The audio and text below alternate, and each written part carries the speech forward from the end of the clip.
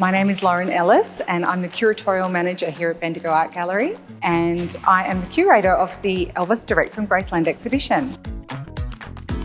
We're thrilled to have been working with Graceland in Memphis, Tennessee to bring this story to Bendigo.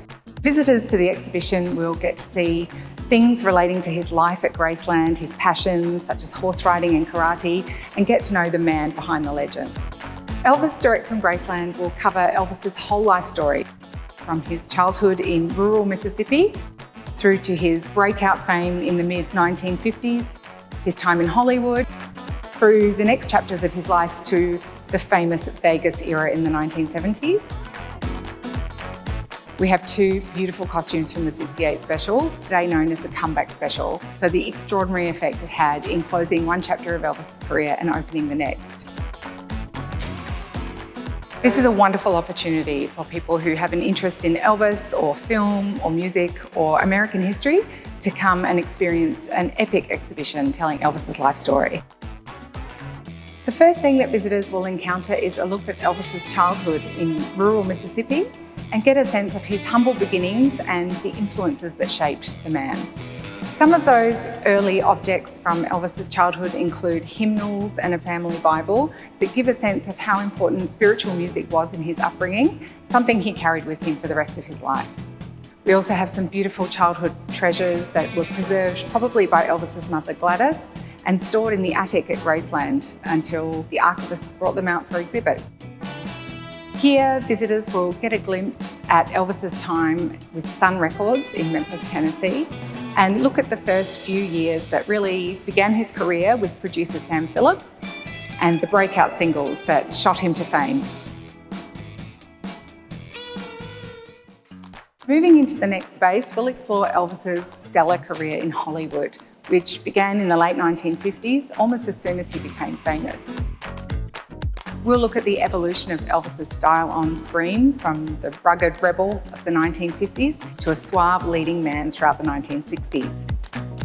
This section in the exhibition looks at the costume design that has embedded Elvis's various looks into the popular imagination and some of the beautiful garments worn opposite Elvis by his leading ladies. We also have a wonderful selection of vintage merchandise and souvenirs from 1956 that really tell the story of the beginnings of celebrity branding and Elvis's ubiquitous appearance through popular culture. In this space, we've recreated the facade of Graceland, the magical home of Elvis Presley, which today is such a site of fan pilgrimage and so much part of the Elvis mythology. Introducing Graceland as Elvis's home and haven is a key part of the exhibition, and it's a way to discover the man offstage and off camera. And as you move through the exhibition, you'll encounter his personal passions and the life he created for himself and his closest circle at Graceland. We have some special objects from Elvis's bedroom, including the nightstand that dates to 1957, the first time he redecorated Graceland, and the gold telephone that used to sit beside his bed. We also have the record player and the record on it the way it was the night Elvis passed away. And the record on that record player is J.D. Sumner and the Stamps. And it shows how Elvis's early love of gospel music, the only category in which he won Grammy Awards, stayed with him for his whole life.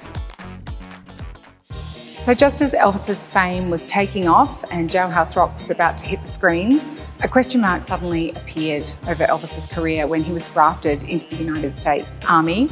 He served overseas in West Germany, and that was where he met Priscilla, the woman he would eventually marry. We have a wonderful display of objects from this time in Elvis's life, his uniforms, the suitcase that he used to send personal belongings back home, and the bongos that Priscilla gifted him for their first Christmas together in West Germany. On his return, Elvis participated in a television special with Frank Sinatra. We have some pieces of uniform that he wore in that TV special.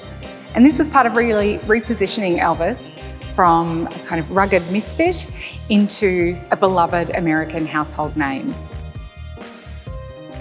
In 1967, Elvis married Priscilla, and we have a beautiful display of her wedding dress, a really simple dress that was bought off the rack as she was shopping essentially in disguise, needing to keep wedding plans secret.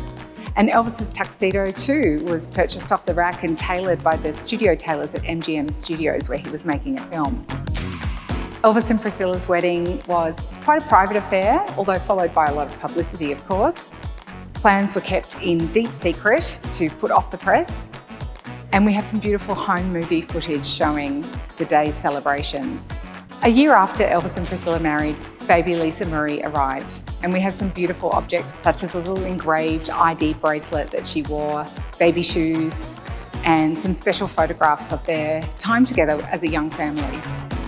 Priscilla is instrumental to Elvis's story and Graceland today. She's the person we have to thank for this exhibition and these objects travelling to Australia. After Elvis passed away, Priscilla worked hard to set Graceland up as a public site, as a place for fans to visit, to keep his memory alive, for her family, but also for fans around the world. By the late 1960s, Elvis had been in Hollywood for some time, making 2 or 3 films a year, and he was really exhausted. He was disillusioned with the reality of his experiences there, feeling creatively unfulfilled, and wondering what to do next. Around this time, a television special was planned with NBC for Christmas in '68. The special was originally envisaged as a fairly traditional Christmas Carol affair, but a young director was put onto the show named Steve Binder, who saw the potential for something much more interesting, and Elvis was ready for a new creative challenge. In the '68 special, Elvis would work with Bill Ballou, the costume designer who would go on to design for him for the rest of his career. Bill Ballou worked really cleverly with Elvis's roots in the South and also in country and R&B music traditions to create a beautiful suite of costumes that really signalled to the world that Elvis was back, reconnecting with his music. We have 2 of these costumes from the opening and closing numbers of the show, along with some other special items, including the script that Elvis used. The '68 special is today known as the Comeback Special, for the extraordinary effect it had in closing one chapter of Elvis's career and opening the next.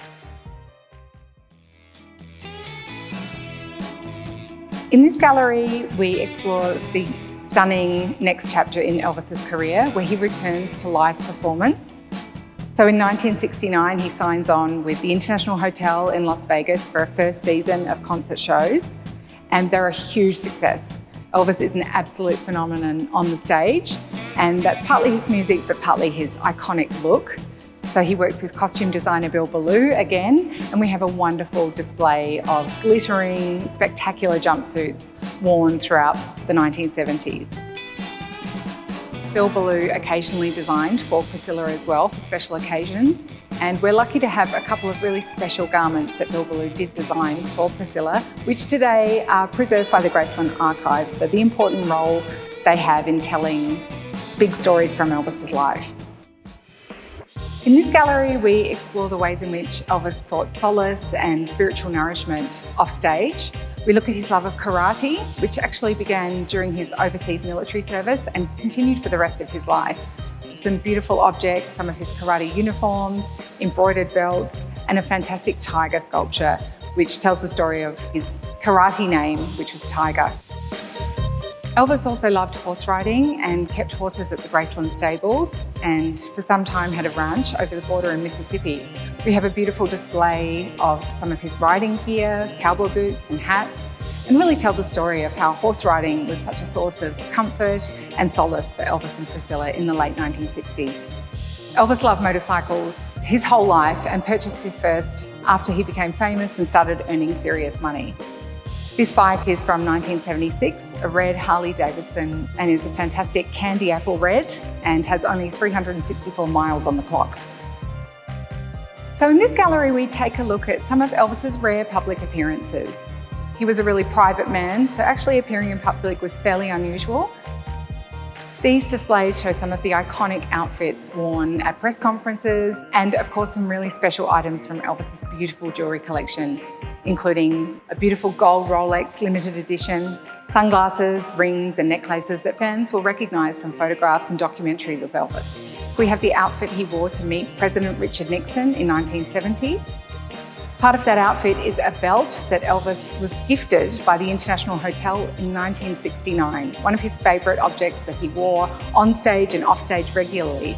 It's beautifully made in silver and gold and adorned with diamonds, rubies and sapphires, a fantastic glittering piece. That brings us to the end of our introduction to Elvis direct from Graceland, and we look forward to welcoming visitors here to Bendigo to explore this extraordinary story.